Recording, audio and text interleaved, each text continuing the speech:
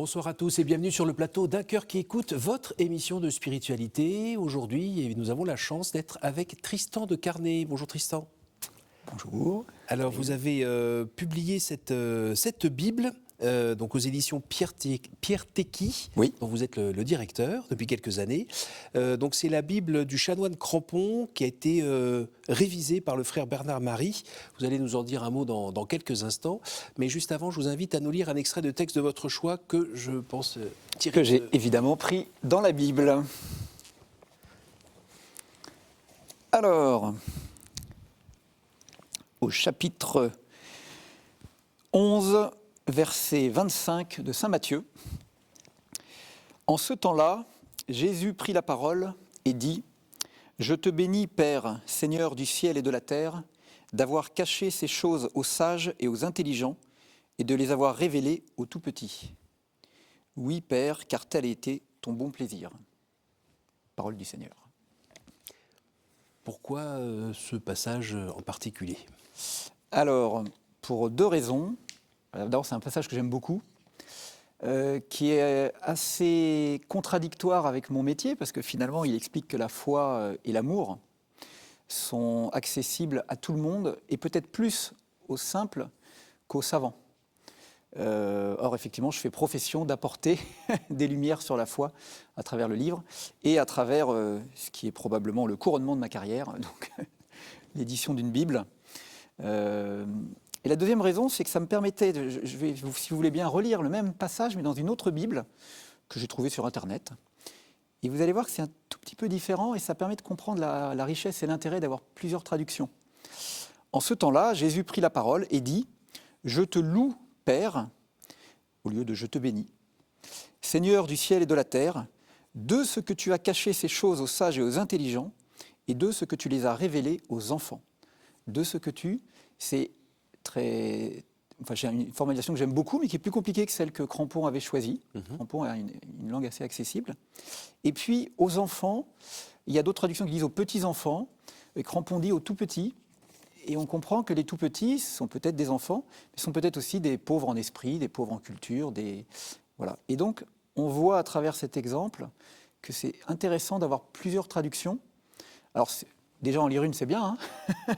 Mais ça apporte quelque chose d'avoir comme ça ces variations de traduction, de traducteurs, qui chacun ont leur passé, leur culture, leur histoire, et qui vont apporter comme ça des nuances, sous l'œil éclairé évidemment de l'Église, qui va contrôler que les nuances ne sont pas trop originales. Donc c'est quoi, c'est le chanoine Crampon, c'est début du XXe siècle ? Alors c'est même fin du 19e. D'accord. C'est un moment où les chrétiens veulent revenir un peu à la source. Pendant des siècles, ils ont eu la Vulgate de Saint Jérôme. Oui. Très intéressante parce que Saint Jérôme a eu accès à des textes qui ne sont plus disponibles. Donc de toute façon, il a des lumières que nous n'avons plus. Mais inversement, on a découvert les manuscrits de Qumran en 1947, et donc on a des choses que Saint Jérôme n'avait pas et que Crampon n'avait pas. Et c'est pour ça d'ailleurs qu'on a fait une nouvelle édition révisée.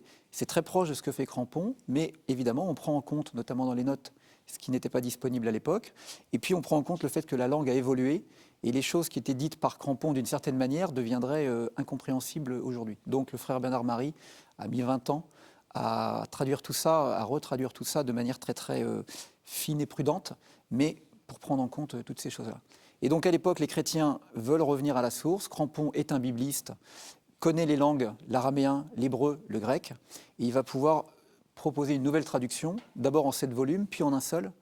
Et au début du XXe, tous les chrétiens, enfin la grande majorité des chrétiens, travaillent et lisent la Bible dans la version de Crampon. Puis de nouvelles traductions arrivent, la Crampon disparaît un peu des radars. Elle garde ses aficionados parce qu'elle est littérale, elle est précise, elle est fidèle, elle est simple. C'est à la fois scientifique et grand public en fait. Mais, comme je vous disais à l'instant, ça vieillit. Et mon prédécesseur François Lemaire aux éditions Téqui, avec Bernard Marie, édite en 2004 le Nouveau Testament. Oui. En 2006, les psaumes, donc cette révision. Et moi, j'ai la chance, donc, en 2023, pour les 100 ans de la 1923, de sortir l'Ancien Testament. Et donc, on commence par une Bible complète. On sortira prochainement l'Ancien Testament tout seul, dans une version un peu plus luxueuse. Voilà. N'hésitez pas à le poser, parce que c'est un beau livre, comme on dit. C'est un beau livre. Qu'est-ce que vous faites dans cette aventure éditoriale ? Vous venez d'où auparavant ? Alors moi, je dirais que je viens pour deux raisons chez Teki.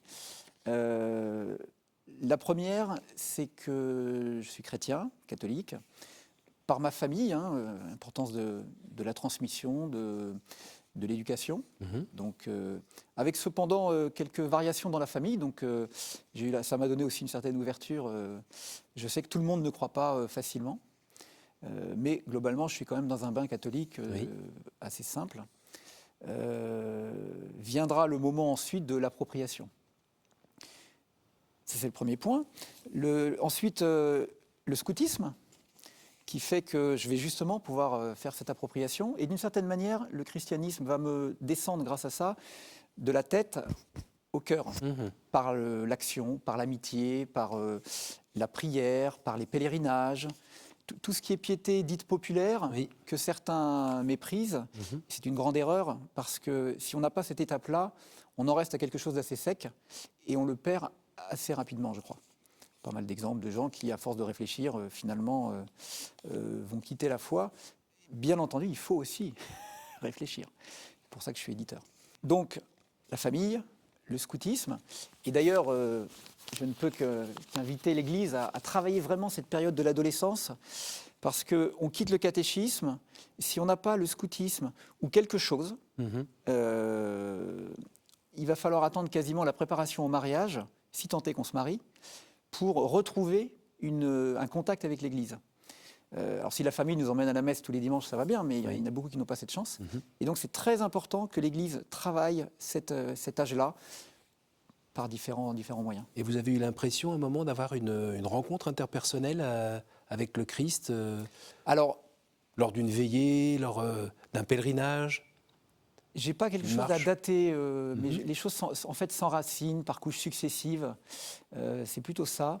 J'ai quand même une illumination à un moment donné, mais elle est plutôt intellectuelle, mais je crois qu'elle est importante. C'est avec un livre de Jean Doja que j'ai apporté. Voilà, Thérèse de Lisieux. C'est un livre dans lequel Jean Doja, que je considère un peu comme mon maître, c'était un scientifique, Jean Doja, mais qui a passé finalement sa vie à faire de l'apologétique et de la catéchèse au centre d'études religieuses qu'il a créé, qui existe toujours. Vous pouvez vous inscrire tous les ans, ça commence en septembre. C'est une formation en 3 ans théologique, la première formation théologique pour les laïcs. Ça se crée dans les années, je ne sais plus, il y a une centaine, enfin, à l'époque du cardinal Verdier, 1925, voilà.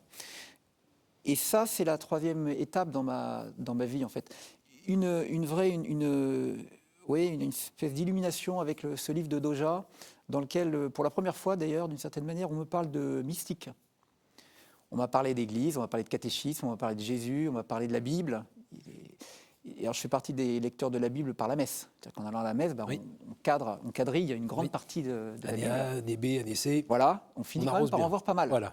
Et ça, c'est bien. C'est d'ailleurs probablement une des bonnes choses de la réforme du Concile, c'est qu'on lit beaucoup plus de textes de la Bible. Ça n'empêche pas de la lire chez soi, dans la Crampon ou ailleurs.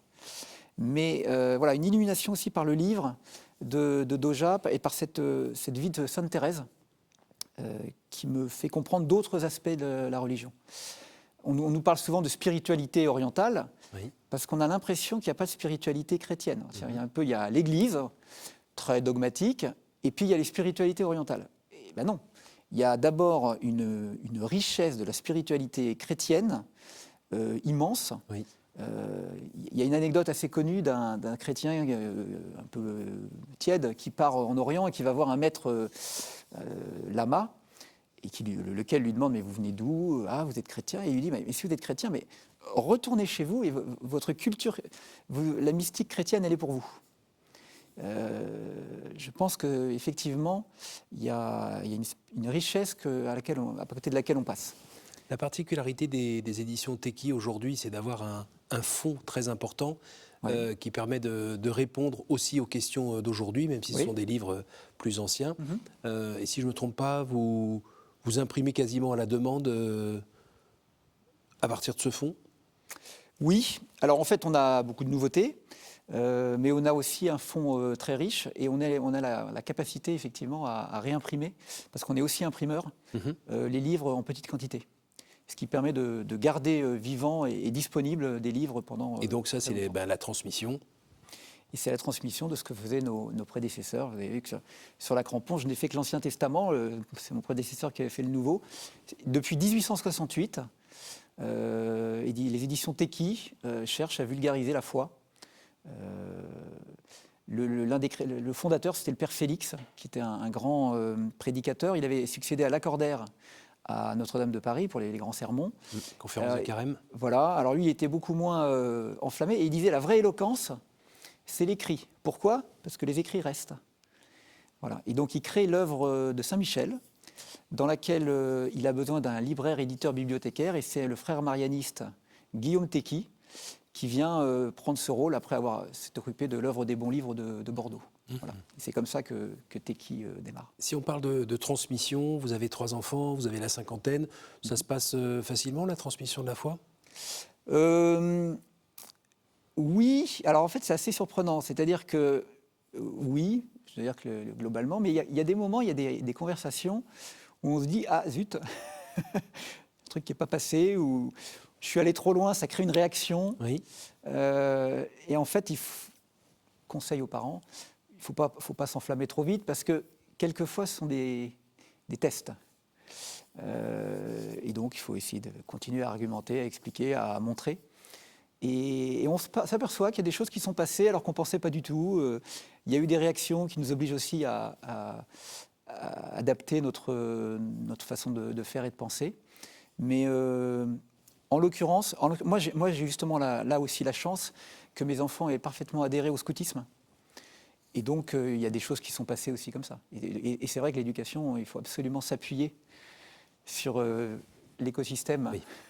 Et pas être tout seul. Si on essaye de tout faire tout seul, on crée surtout de l'agacement. Voilà. Côté travail, dans votre parcours professionnel, vous venez d'où et qu'est-ce qui fait que vous arrivez dans ce milieu qui n'est pas forcément le vôtre au début ?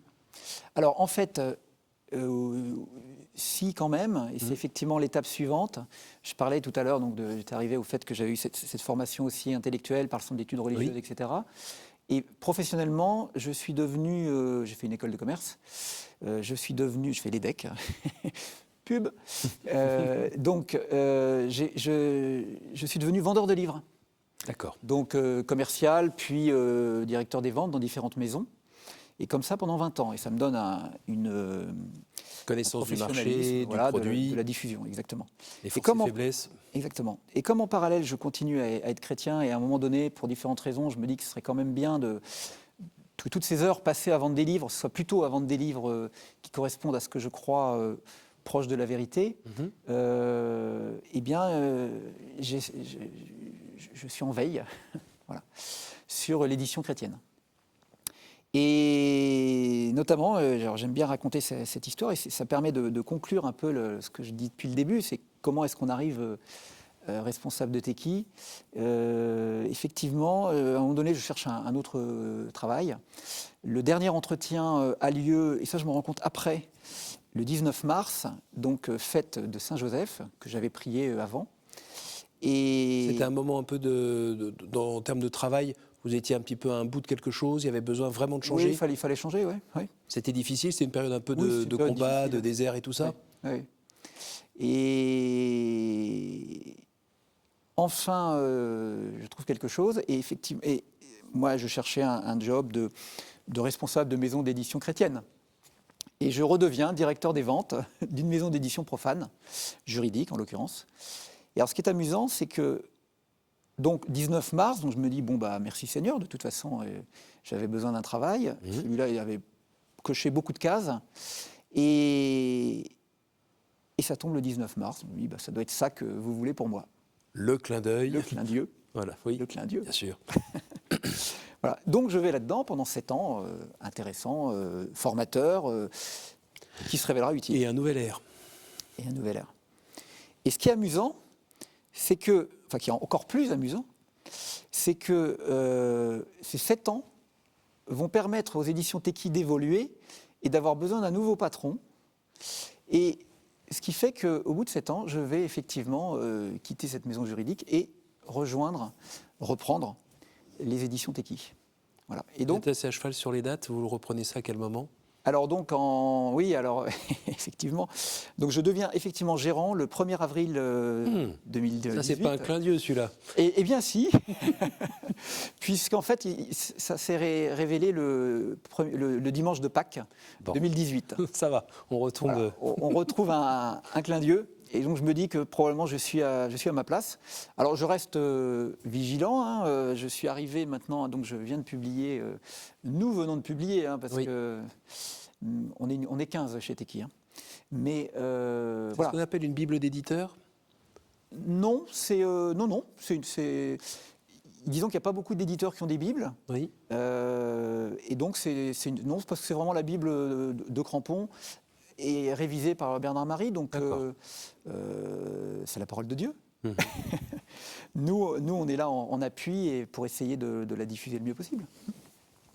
Voilà. Et la diffusion, elle est nationale, internationale Oh bah oui, elle est. Alors après, avec les moyens qui sont les nôtres, mais effectivement, on a dans notre maison aussi les éditions Saint-Paul qui sont assez connues dans le monde, notamment africain. Et donc on a accès aussi à toute la francophonie en fait. Quand on vous écoute, on se dit que finalement, dans ce passage de votre vie, donc vous êtes marié, vous êtes avec vos 3 enfants qui maintenant commencent à grandir, professionnellement vous travaillez un petit peu à la mission quand même. Oui. Voilà, vous nourrissez votre cœur, votre foi, et finalement tout va bien là, vous êtes sur un fauteuil, ça roule tout droit tranquillement. Il y a... Non. Non. Non, parce que comme vous le dites, je m'améliore intellectuellement, j'apprends beaucoup de choses, j'enrichis ma culture, je comprends mieux certaines choses que je ne comprenais pas, je sais mieux où aller les chercher. Et si je suis chez Teki, c'est aussi pour ça que je l'ai fait. Comme je vous disais tout à l'heure, tant qu'à faire de travailler 12 heures par jour, essayons de les mettre à la mission. Mais comme disait un ami éditeur religieux, premièrement, tous ces livres, à quoi bon? Il faut que les gens lisent la Bible. Bon, d'accord. Ah, faut qu'on se parle. Bon, alors c'est pour ça que je suis content d'avoir sorti la Bible. Je vais pouvoir aller retourner le voir en lui disant bon, je l'ai fait. J'ai bien entendu. Mais deuxièmement, il reste l'application. Comme vous disiez, il faut que ça descende dans les pieds, dans le cœur, dans les mains. Je me retrouve responsable, manager d'une équipe. Est-ce que je fais ça bien? J'espère que le management chez Teki est à peu près cohérent avec la foi chrétienne. Et je vous dis d'ores et déjà que probablement pas suffisamment. Et donc, bon, ils savent me le dire. Et donc, en fait, tout reste à faire. Mais j'ai quand même, vis-à-vis de la famille, vous ne pouvez pas travailler trop non plus. Mais n'empêche que voilà, j'ai quand même un accès à... Et effectivement, le même ami, sur le coup de la Bible, là, disant attention, l'éditeur catho qui pourrait se croire arrivé parce qu'il y passe du temps. Oui. En fait, non. On a aussi notre caractère qu'il faut continuer à Oui, c'est bon pour l'humilité, maîtriser. ça. Oui. Entre ce qu'on lit, ce qu'on aimerait et ce qu'on est, il y a toujours... ça on fluctue. on voit qu'il y a un décalage. Oui. Quand vous relisez les 50 années qui sont passées déjà, notamment dans votre vie de foi, vous avez le souvenir de temps un peu de désert quand même, des petits passages où c'est sec? Alors, par rapport à la foi, pas tant que ça. C'est plutôt la Bresse qui a toujours été là? Non. Enfin, comment dire, moi, j'ai toujours été très bon. Alors, dimension un peu intellectuelle, donc, très intéressé par ça, illuminé par ça. C'est-à-dire que j'ai vraiment... pour moi, chaque fois que j'ai des questionnements, je m'aperçois que les seules vraies réponses complètes jusqu'au bout, c'est la foi chrétienne qui les donne. Donc, le sens de la vie, le sens de la douleur, tout ça... Vous avez trouvé des réponses à ça? Le scandale de la mort? Oui, le scandale de la mort, oui, la seule vraie réponse, effectivement, c'est l'amour de Dieu qui nous sera... c'est une des choses que je pense très importante, c'est ce qu'on appelle les fins dernières. Je trouve que la seule vraie réponse au sens de la vie, c'est cette espérance. Alors certains ont dit que c'était une manière d'endormir les gens et de leur faire supporter ce qui est insupportable. C'est parfois le cas. Mais en l'occurrence, c'est pourtant la seule vérité qui fonctionne. Si l'objectif n'est pas de retrouver le Seigneur qui nous a créés, qui nous aime et qu'on a amené à aller voir en face à face, aucun autre objectif de la vie ne fonctionne en fait. L'argent, ça passe, le pouvoir, ça passe. Les honneurs. Tout passe. Alors, laisser une trace dans l'histoire, oui, mais d'abord, on n'est pas sûr. Et puis, ça n'apporte finalement pas grand-chose. On n'est plus là pour on n'est plus là pour en profiter. Donc, en fait, intellectuellement, le seul truc qui fonctionne vraiment, c'est le christianisme. C'est le message du Christ. Donc, du coup, là-dessus, moi, je suis d'une solidité Et étonnante. ceux qui disent que, mais c'est quoi c'est pas possible qu'il y ait un Dieu, qu'on regarde les guerres, les tornades, les machins et tout ça, Dieu, il peut pas être là tranquillement, regardez, regardez, c'est pas possible qu'il y ait un Dieu. Il y a beaucoup de gens qui pensent encore ça aujourd'hui. Oui, alors moi, Vous leur dites quoi, vous? Moi, la meilleure réponse que je connaisse, c'est la fameuse petite histoire brésilienne, paraît-il, le petit conte, du type qui se retourne, il voit les traces de pas dans le sable. Et donc le Seigneur lui explique, bah oui, il y a 4 pieds en fait. Donc le Seigneur lui explique, il y a mes pieds et les tiens. Alors l'homme dit, mais c'est marrant, là, quand j'ai des problèmes, il n'y a que 2 pieds. T'étais où, Seigneur? Et le Seigneur répond, ah non, mais les traces là, ce sont mes pieds. Je te porte. C'est le moment où je te porte. Et donc, je trouve que c'est la meilleure réponse. Il faut lire le livre de Job, qui est intéressant, qui montre que même dans les pires turpitudes, et effectivement le Seigneur a laissé Satan subir ça à Job, mais la foi de Job est telle qu'à la fin, il est sauvé. Alors tout ça est mystérieux, incompréhensible, scandaleux, mais la seule réponse qui tienne en effet, c'est à la fin de se dire, bah oui, mais en fait Dieu est là, il va tirer de tout ce mal, il va tirer un bien. J'aime beaucoup la phrase « Dieu fait des lignes droites avec nos courbes ». Et quand on est dans le virage, c'est assez désagréable. Mais en fait, le seul recours qu'on peut avoir, c'est le Seigneur. Alors, ce n'est pas parce que ça nous fait du bien, que ça nous opiume, à ce moment-là, qu'il faut le refuser. Ce serait dommage. Voilà. Donc, juste pour dire, effectivement, ma foi est stable. Ce qui est moins stable, c'est la ferveur, c'est l'action qui n'est pas toujours au niveau, effectivement. Donc là, il y a des fluctuations. Et je peux quand même témoigner du fait que c'est dans les périodes où j'ai le plus prié que tout s'est le mieux passé. Bon, c'est une belle profession de foi. On arrive au temps des questions. Questions courtes, réponses courtes. Est-ce que vous pouvez me dire un chiffre entre 1 et 10, s'il vous plaît? 9. Quelle image vous faites-vous du paradis, Tristan? Ah, je pense que c'est justement pas une image possible, je pense que c'est un état et pas un lieu, de sorte que j'espère une espèce de... Comme c'est le face-à-face avec Dieu, je vois plutôt une espèce d'immense lumière, voilà. Mais j'aime beaucoup le chant « Viens esprit de sainteté, viens esprit de lumière » qui nous éclaire l'intelligence, « Viens esprit de feu » qui nous réchauffe, et c'est l'amour, et c'est la volonté bien orientée. Et donc, c'est probablement, oui, un grand feu auquel on peut se réchauffer. À nouveau, je vous écoute. 3, la Trinité. Quelle est pour vous la plus belle fête? Difficile à dire, mais j'ai redécouvert récemment la Toussaint, dont d'ailleurs on a fait un livre là-dessus, et c'est l'auteur qui disait ça, c'est la fête de la joie. Parce que les saints, c'est qui? C'est les gens qui sont justement autour de ce feu de Dieu. Et donc... je ne suis pas sûr que chrétiennement, la plus grande fête, c'est Pâques, c'est la résurrection. Oui. Mais je trouve intéressant de remettre en avant la Toussaint, parce qu'on la voit très triste, il fait froid, c'est l'hiver. On confond avec la fête des défunts. Voilà, voir l'horrifique fête de la veille, un peu orange, vous voyez. Et en fait, non, ce n'est pas la fête des défunts, c'est la fête des saints, de ceux qui voient Dieu. Une dernière? Oui, la une. Quel est l'endroit ou le lieu qui vous porte le plus à la prière? Probablement l'église à genoux devant le Saint-Sacrement, mais il ne faut pas s'en contenter parce que quand j'ai repris Teki, on a mis dans un des livres un chant que ma fille en fait a mis en musique comme chef-d'œuvre scout, Oui. le Notre Père, qui venait de changer au niveau de la traduction justement. Oui. Et j'ai beaucoup chanté ce Notre Père en pédalant sur mon vélo. Et c'est une période, je pense, alors il y avait l'enthousiasme du début, Teki, etc. Mais je pense que chanter le Notre Père sur mon vélo, je sais que vous aimez bien le vélo vous aussi, était un bon endroit pour prier finalement. Super. Merci beaucoup Tristan. Merci d'être venu Merci Cyril. avec tous ces beaux livres, notamment cette Bible de Crampon, alors on peut l'appeler comme ça.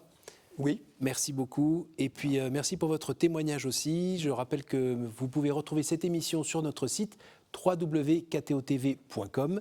Merci à vous tous pour votre fidélité et à la semaine prochaine.